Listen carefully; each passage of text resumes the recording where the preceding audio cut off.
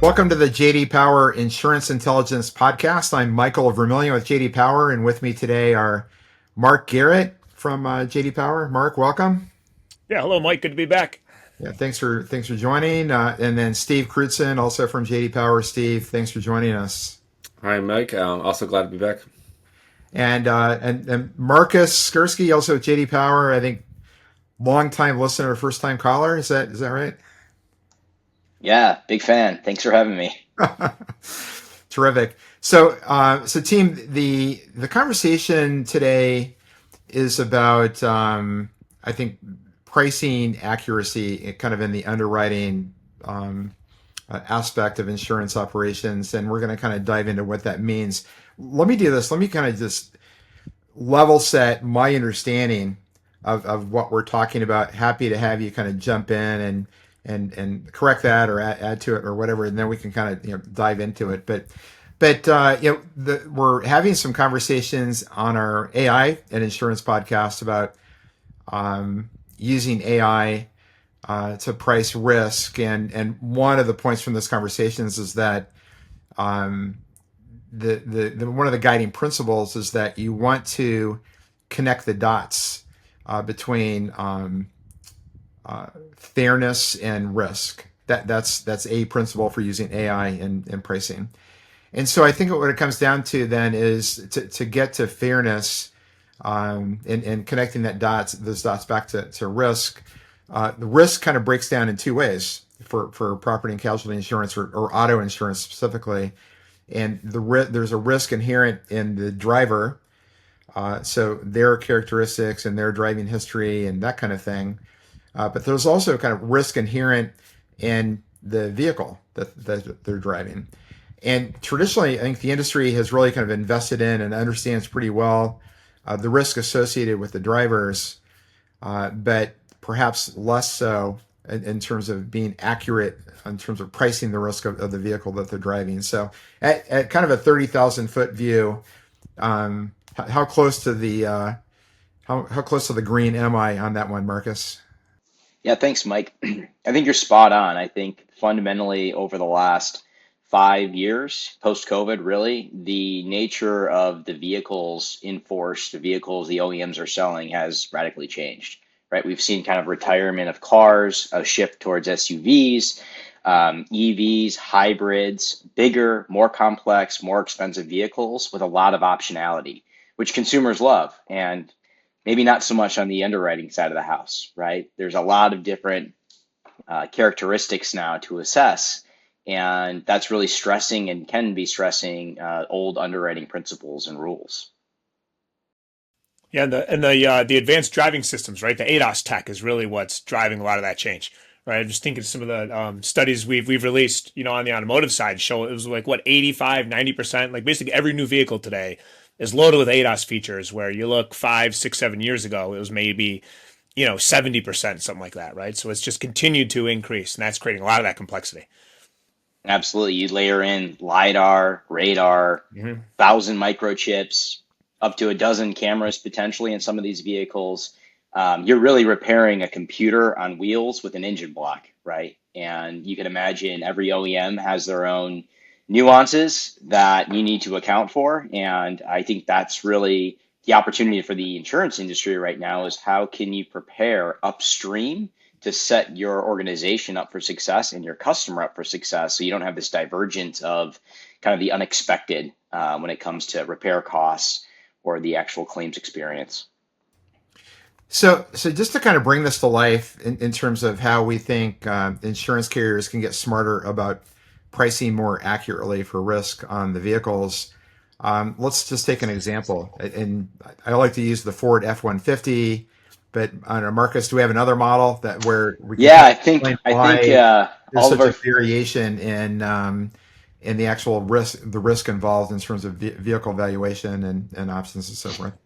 Yeah, absolutely. I think all of our fans out there are probably intimately familiar with the old RAV4 infographic from JD Power. We've modeled that out obviously against other models and trims, and we have one now around the CRV, Honda CRV. And what's interesting is you're seeing the amount of optionality, right, that a customer can select. It's almost infinite, the configurability. So base level trim packages is really kind of the starting point, and then consumers can add the bells and whistles in. And if you're underwriting using assumptions, using things like make, model, trim, you're taking a risk, right? You don't know what's being equipped in that vehicle. ADAS, Mark mentioned, is it active? Is it passive? And then you have to spread that across all of the different OEMs, right? And they have all of their own marketing nomenclature around it. So, one, there's the risk of the unexpected and not knowing for certain what's on that vehicle, and then also normalizing it to scale any sort of changes or assessment of that in your underwriting principles. So you've got that challenge. And then you've also got used vehicle prices, right? With the ongoing macroeconomic situation out there, folks are holding on to cars longer. I think the average age of vehicle, Mike, you might know this, or Mark, it's about 12 and a half years. So that, there's a pent up demand. Folks are just holding on to vehicles longer. So eventually they're going to come back in the market, and they're going to be entering a market that has a lot more optionality, a lot more expensive and, technologically savvy vehicles. If you're not prepared to account for that, right, when you're going and you're actively trying to target new customers, you could run a real risk of underpricing or overpricing. Yeah. So why now? Like, what's different is in terms of this, of just being able to be more accurate for pricing risk? Is it just better data, more availability of the data, or was it just something that around adoption by the industry? What's changed? Well, Mike, like you said, the industry's invested a lot over the decades in understanding the driver better and all the characteristics of the driver. To draw a parallel, we're exiting a world where, on the vehicle side of things, think about if you only knew the driver is a 48-year-old male. You knew nothing else about the driver, their insurance score, their driving history, their collision history, the claims, etc. We're entering a world where now we're going to get that kind of granularity around the vehicle. So as more data became available about the driver, insurers latched onto that and used that in their modeling. We're seeing that more vehicle data is available now, and more granular vehicle data is available now.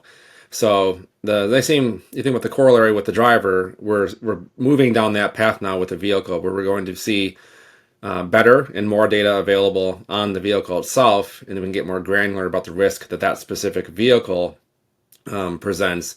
Not just that it's a 2025 Honda CR-V, to use Marcus's example, but what trim level, which ADAS features were on it, which other features. You think about in the driver example, now we know their insurance score, now we know their claims history, we know their driving record, etc. It just makes the insurer smarter about how to price that risk. So it sounds like a lot deeper, like breadth and depth of the data that's available about the vehicles that are being insured. But Marcus, based on, I know you've worked on some of these projects, how easy is it to kind of incorporate this kind of new capability, if you will, in terms of really understanding the all the permutations on the vehicles into an underwriting or pricing process? Yeah, that's a loaded question, right? I think I'd say, and I just echo Steve, the accessibility to the information is a lot easier than it has been over the last several years. And it's all about precision, right? I think the opportunity and, the risk for folks is it takes time, right, to do the modeling, to do all of the calculation, to link the data together, to really understand really self-assessment of your current policies in force, right? To better understand what changes should you be entertaining, and then also looking at that at scale, right? As you're looking to file for new rate increases or understanding opportunities to refine your precision for underwriting and pricing, that has to be done state by state, right? So I would say accessibility, it has definitely come a long way in 5 years, but it takes a lot of time and energy, a lot of sophistication, a lot of data science expertise. I think the industry, though, had learned a lot coming out of the last financial crisis really with rate adequacy. So I think a lot of organizations now have stood up the organization to better react to these changes. And then, as we've all discussed and have seen, we now have the values of these vehicles with the tariffs really changing almost on a day by day, week by week basis, right? And that impacts the repair costs of these vehicles, even the purchase decision, right? We could see where consumers can now trade up to a different trim level or a different vehicle class because of how the tariffs are applied. So there's a lot, and I think if the industry can continue to stay more nimble and be more reactive in quote unquote real time, it'll just allow them to avoid the pitfalls of the last 5 years, right? Where we had this huge financial stress on the industry and these double-digit rate increases, right? In a perfect world for customers, I think there's an opportunity where every renewal you could be having your vehicle reassessed and maybe not have an increase, maybe a decrease, maybe a small increase over the next 6, 12, 18 months. I don't know about you all, but I'd much rather have a small increase at some point in time over the course of my policy versus being hit with a 20-25% increase in one fell swoop, right? And no sign of that will stop. So that's just my 2 cents on that topic. Yeah, I want to touch on the kind of the volatility and the real time nature of the data in a minute. But Marcus, what are kind of like the key steps of implementing this kind of or incorporating this kind of data into your process? It sounds like there's a modeling phase. Sounds like there's a filing phase. I'm sure there's some sort of a business case that's got to be made and approvals internally and that kind of thing. But at a high level, what are the key steps? Yeah, I think to your point, there's a lot of this work already being done, has been done within these organizations in pockets, right? Like Mark, in your world of claims, right? A total loss valuation, right? The repair process. That's where vehicle data at that level of granularity that we're talking about today, really 17-digit kind of that birth certificate level of detail, has been utilized in the organization. And that is, 7, 8, 9 years into that customer relationship at times. And it's only a portion of customers, and Mark will have the number top of mind on what have a total loss. So they're applying this technology and this learnings and this data science at a very small point at the end of the claim cycle or at the end of the customer journey. The opportunity is to bring all of that learning up forward into policy service, renewal, pricing, targeted acquisition. So I think you can just have, it's really unlocking the organization and having kind of these groups connect to understand, where are you bringing this information to light internally, and do we have access to that at, what level of detail, at what point in time, and really how can you work that up the value chain? Because if you're able to get it right at the moment of quote, that sets you up for success all through that customer journey, right? At renewal, at claim. You can answer questions before they're even asked, right? You can have that in your modeling. You can have that in AI. So a total loss or a first notice of loss on the claims process becomes, seamless because all of the vehicle information, all of the equipment information of that car, it's all pre-filled. It's all together, and you have the policy reserve. So I think it's really just kind of organizationally assessing where you have pockets of this information and then working upstream to figure out how can you apply it at scale. But I'd be interested in the group's thoughts on that. Yeah, one thing we heard from carriers, just to maybe elaborate on that, I think just in terms of like a good use case, certainly on the underwriting side up front. I mean, we heard the example of just understanding the windshields better on the vehicles, right?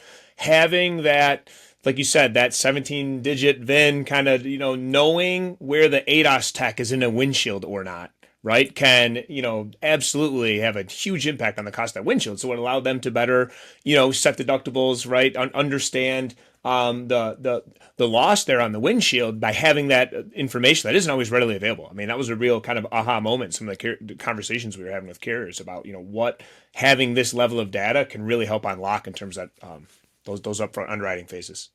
Yeah, so we talked quite a bit about complexity, but there's this other kind of dimension of volatility, right? So what are we seeing right now in terms of volatility? I imagine tariffs might be part of the equation here, right? It's kind of part one, and then part two. Can this data set actually kind of keep up with that level of volatility in terms of timeliness? Yeah, so volatility really is the theme right now, and it's if it's hard to fault insurers if you think about the longer historical trend, Mike, where for decades a rule of thumb depreciation curve just worked for vehicles. There was no reason to think about it differently. And then 2020 hit, and inflation surprised everyone, not just insurers. And insurers took years to get back to rate adequacy. So to catch up with the inflation and the claims cost the increases in claims costs, they didn't get to increase their prices within hours like a gas station or minutes like a gas station, right? It took years to get back to where they needed to be.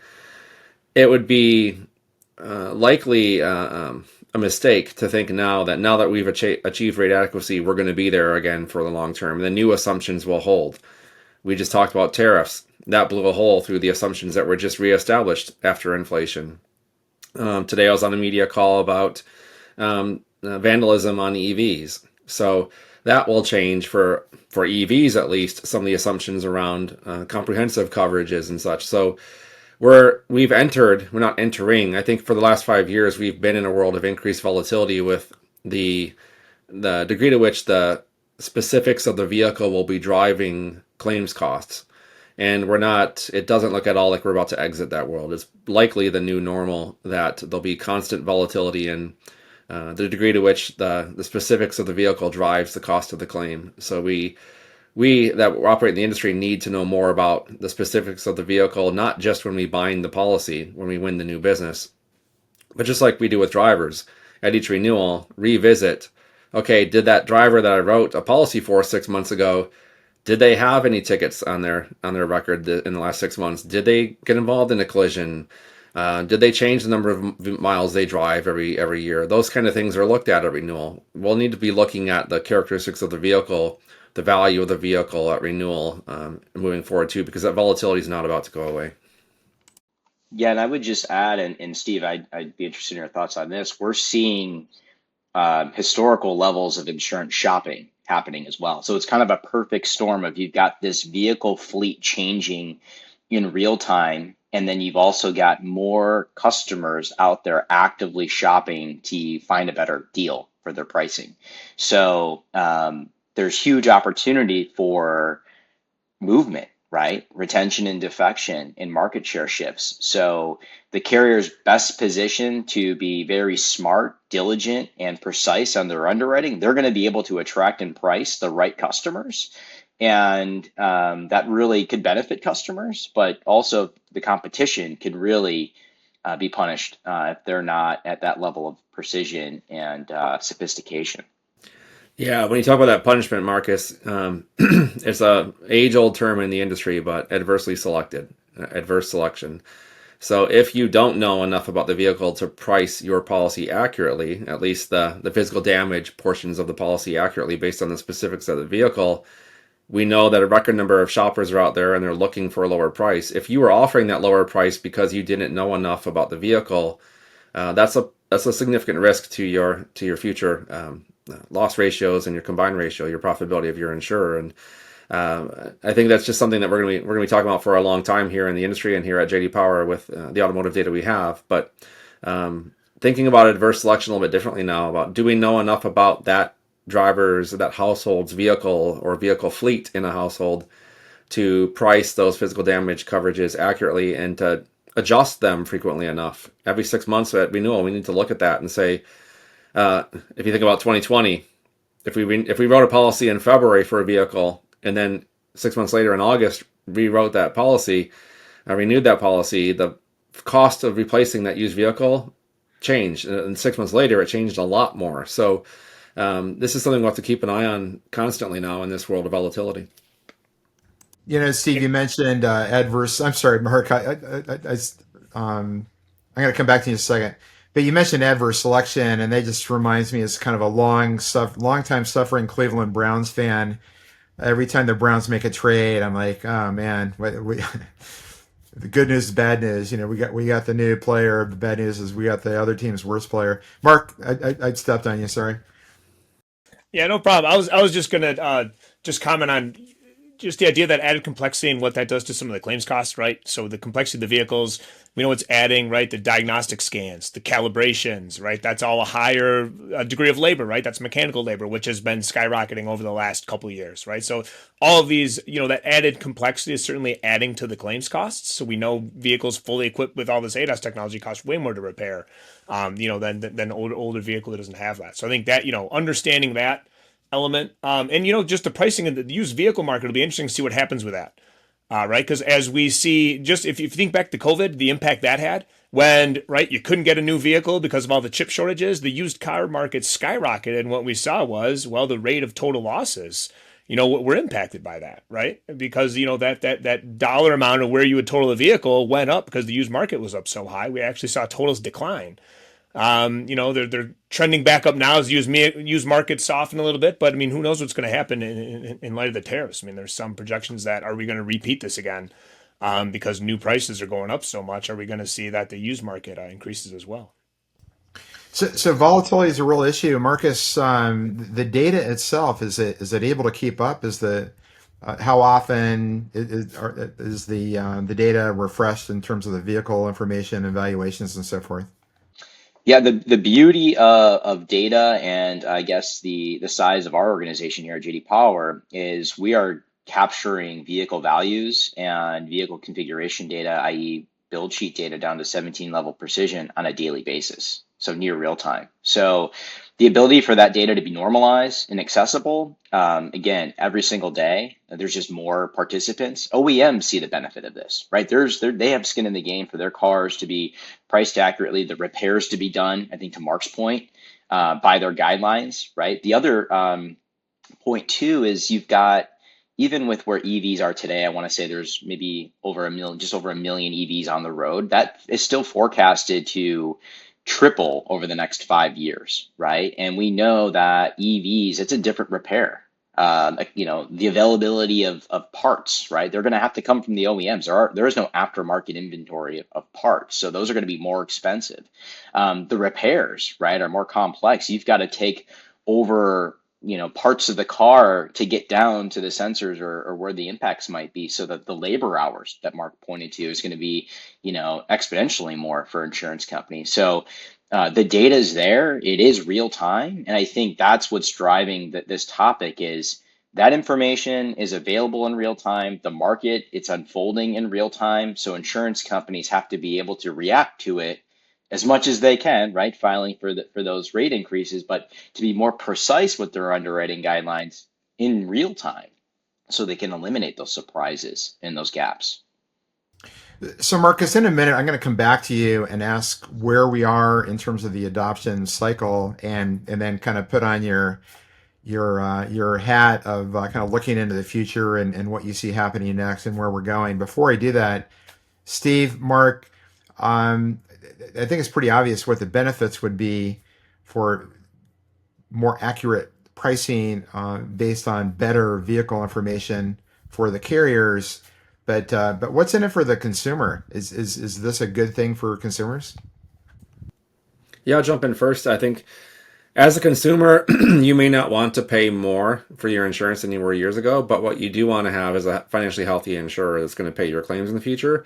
And what Marcus spoke about a little while ago, you also don't want to be surprised with an oversized increase because your insurer was behind the curve. You want an insurer who's keeping track of the real cost to insure you.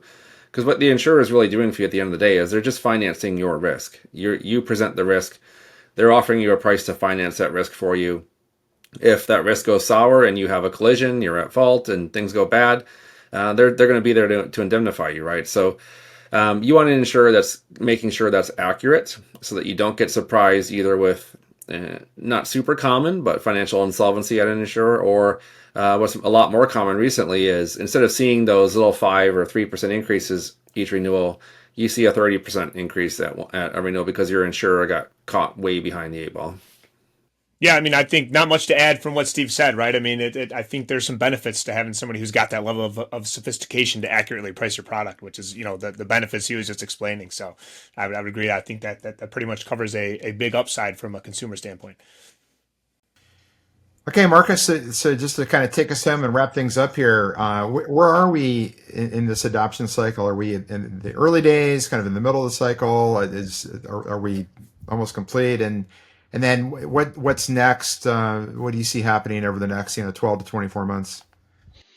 Yeah, so I've got a magic ball I can look into to predict the future. I'll have the lotto winners right after that as well. But I think when I look at the information and I listen to our clients and we're talking with them on the auto claim side, or Steve and I are meeting with them and we're looking at their price competitiveness, we're looking at their price satisfaction among their customers. The storm is brewing to where the energy around the topic, around more precision, around pricing and underwriting, it's everywhere. You can't ignore it.